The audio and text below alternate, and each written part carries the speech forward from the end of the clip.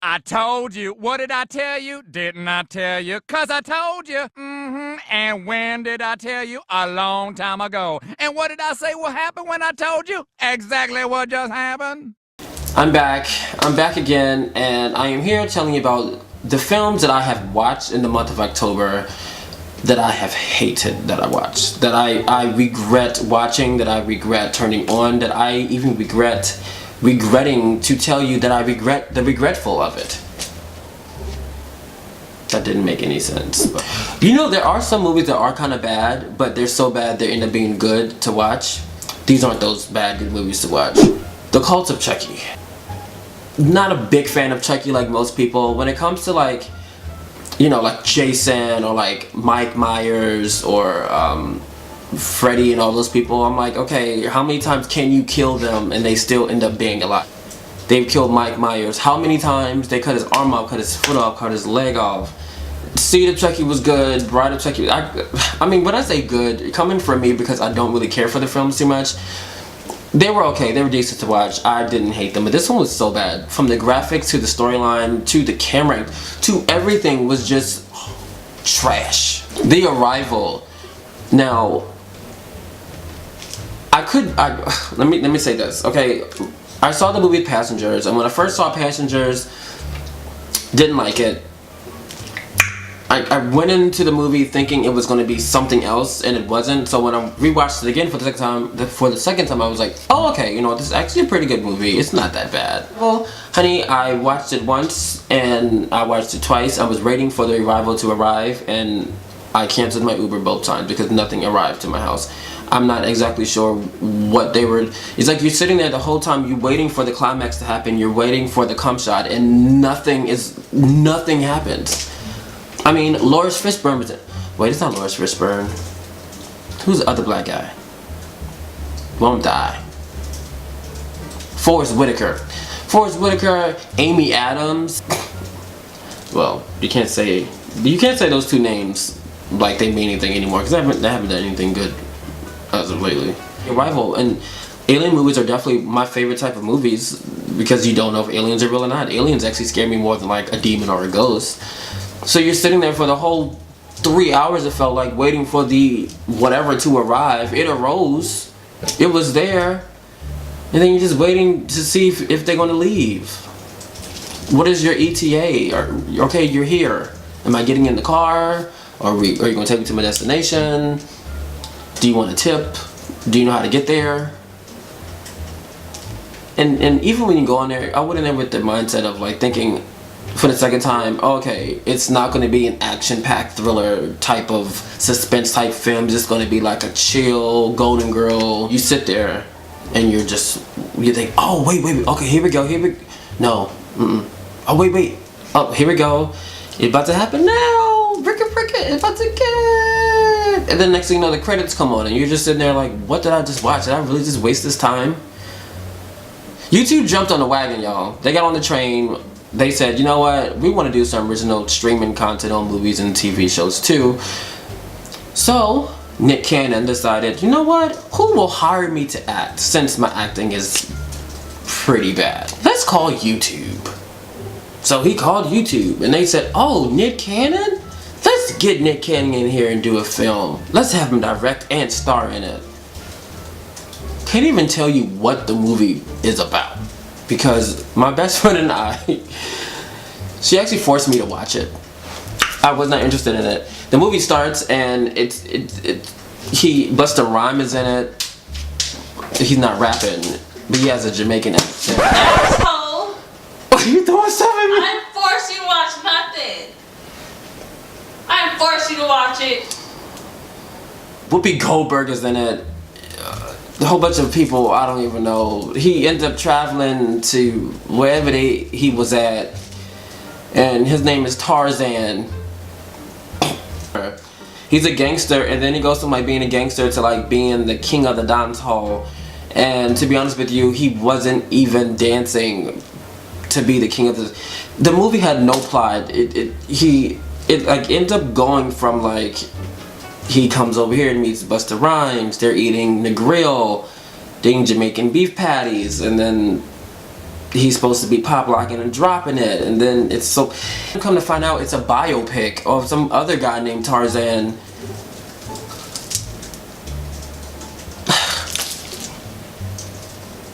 Even sure, I think they were trying to go from like a stomp the yard, you got served, you know, rise, crumpin' type of thing, and they didn't. All eyes on me.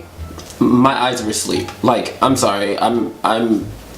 This might sound insensitive.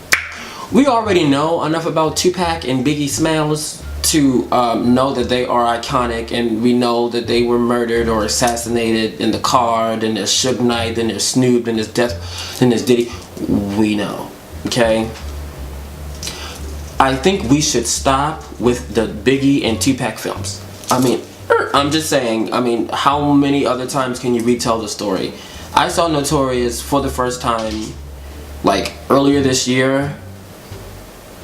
It was on Stars Black. Notorious was great. It was alright. You know, I was here for it. I was like, okay, you know, out of 5 stars, I give it a 2.5. Would I watch it again? Straight Outta Compton was bomb. Like, I wanted to move to Compton after Straight Outta Compton until I found out there's bars on the windows, people get shot and killed there. So I was like, The only thing that was good about the movie was the fact that Homeboy looked exactly like him. Like, he looked.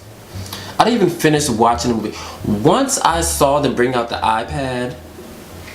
Once he was wearing, somebody was wearing Fetish by, look, you know, I wasn't born when they were alive, you know, I'm just 16 years old, so I'm not sure what technology was out there, but I'm pretty sure there was no iPads, no iPods. The acting was bad. Just like, it's been done. And then not to even mention, like a couple months ago, they had another Tupac and Biggie Smalls documentary that came on with Ice-T and the black white lady from Cena. Look, can we stop with the Tupac and can we just stop? It's old. I mean, we know they have a legacy, we know they died, we know they're the prime, we understand it. Can we just stop? If you're doing another movie about another rapper person, look, I got a list of names of people I would like to see a story about. Okay, let's talk about the 4 rappers that look the same already. Lucy Vert and the other dude with the purple hair, and then the dude with the nappy hair, then the Kodak Black person. They all look the same. How about we do a documentary on each one so I can know which one is which, because they all look and they sound the same. Now you tell me which one is different between Lucy Vert and the ugly one. What are y'all ugly? Then y'all got colored hair. I don't know. I think we're done with the Biggie and Tupac stories. The Mummy with Tom Cruise. Why is Tom Cruise even still getting... Look, Tom Cruise haven't had a good film. Personally speaking, for me, I liked Edge of Tomorrow. I thought it was great. Was it his best work? Lately, yeah. Okay. Why are they remaking films that don't need to be remade? The Mummy should have stopped after. Honestly, should have stopped after the first one. Tom Cruise is one of those actors that.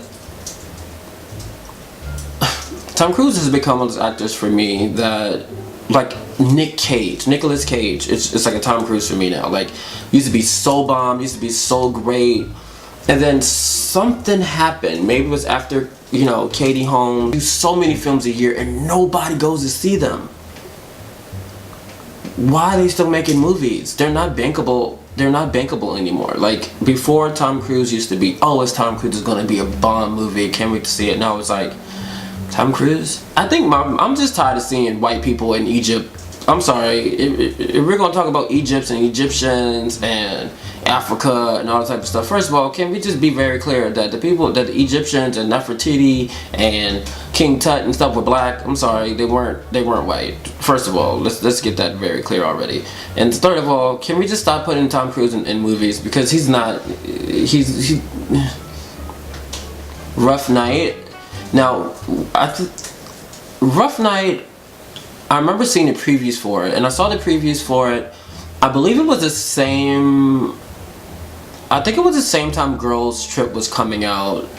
I guess they were trying. I'm not sure if they were trying to do the black girls trip and the white girls trip. I'm not sure that's what the purpose was, like for them to compete against each other. But I definitely saw the trailer for that around the same time Girls Trip came out. Of course, Girl Trip was the best comedy film of the year. I mean, hands down, duh.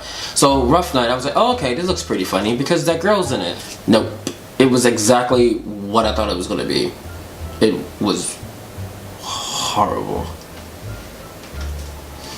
It was predictable when it came down to, oh no, for them to be so high and so stoned like they made it seem to be, they didn't act so stoned and so high like they were supposed to be from what they were alluding to all the coke they just did.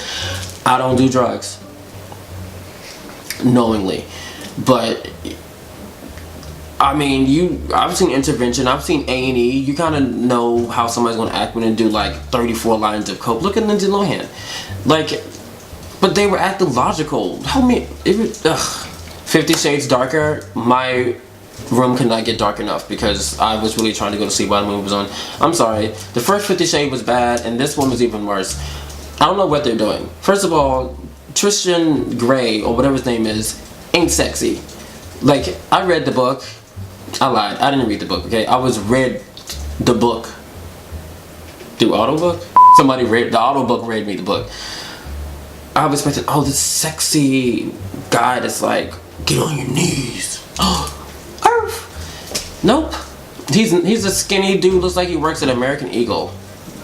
Do you want to see that in large? They have another one coming out in February. I'm not sure why. Both of the films were so bad.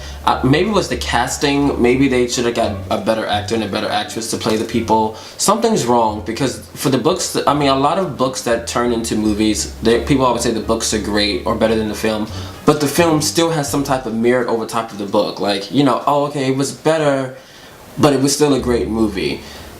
I don't know anyone who has read the book who have said that they liked any of the movies, but they just go see it because they invested all that time and money into reading the books.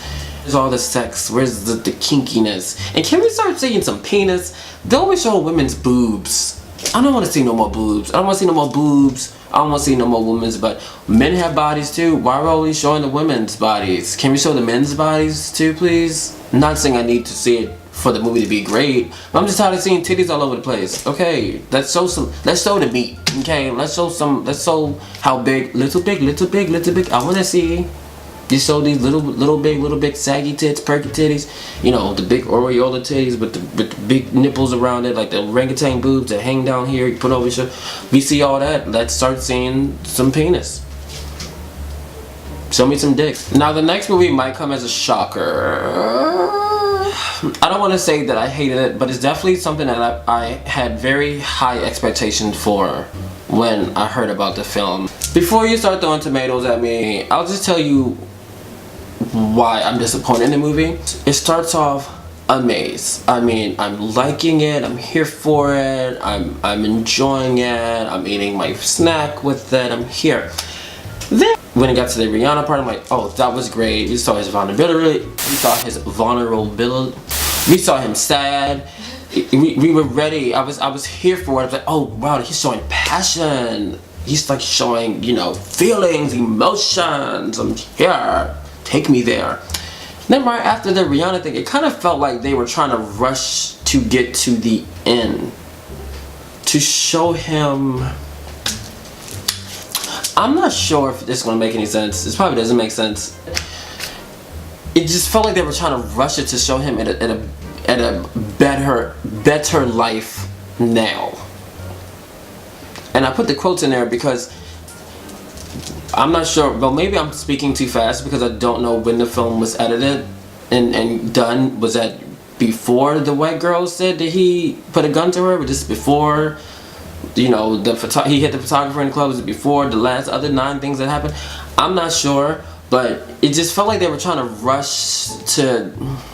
It's like after the whole 45 minutes of the bad stuff, it was like the next 15 minutes was rushed of, oh, he performed at the Grammys, oh, he was at BET Awards, he started crying. Like that was the last 15 minutes, and it's kind of like, where's the?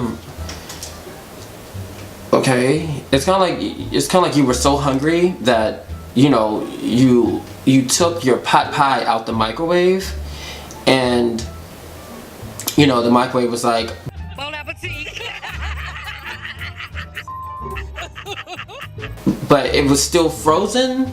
It and the inside of the Popeye, but you were so hungry you took it out before it got all the way cooked, so you end up eating it, and then while you're eating it, the food's still cold, and then you get upset because you still got this lump of like ice in the middle, so you have to eat around this.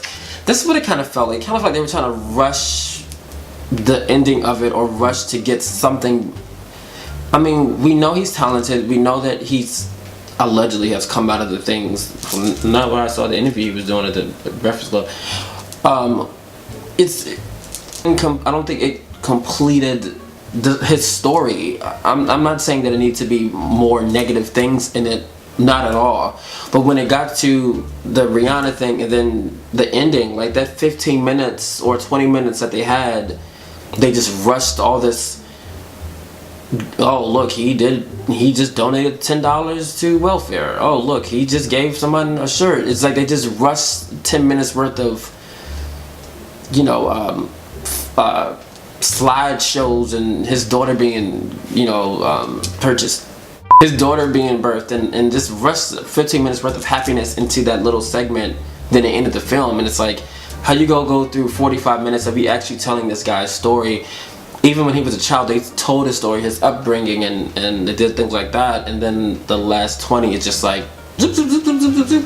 It's kind of like they.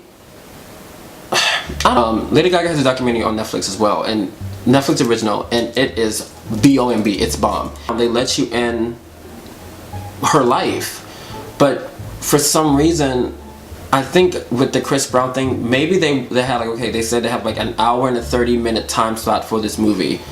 They probably spent too much time with everything else, and then they had to rush the last 30.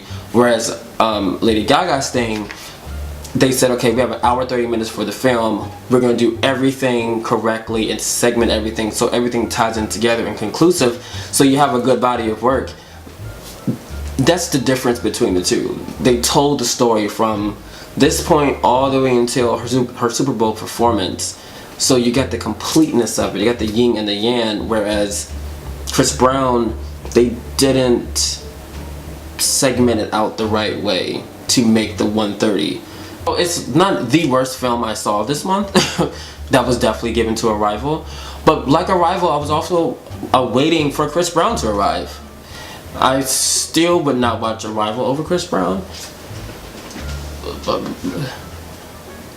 maybe the first 45 minutes of Chris Brown I watched, and the rest of it I'll go to Arrival. But I don't know. Is it the worst film? It's not the worst film. I definitely say watch it. You know, you might have a different thought about Chris Brown afterwards. I don't have an opinion on him one side or the other. I mean, one side or the other, whether I don't know him and don't really care to know him. But I mean, watch it. If it's worth a watch. It's worth something. Well, those are my hated movies of October. Let me know if you've seen any bad movies that you want to talk about, or maybe I can watch, because I don't mind sacrificing myself. I sacrifice this tribute. I'll volunteer, bitch. Just let me know, girl. Just let me know what's up. Like, subscribe, comment. Let me know what's poppin'. Let me know if I was cute today or not, you know. And I'll holler at you again. I mean, we'll talk. Bye.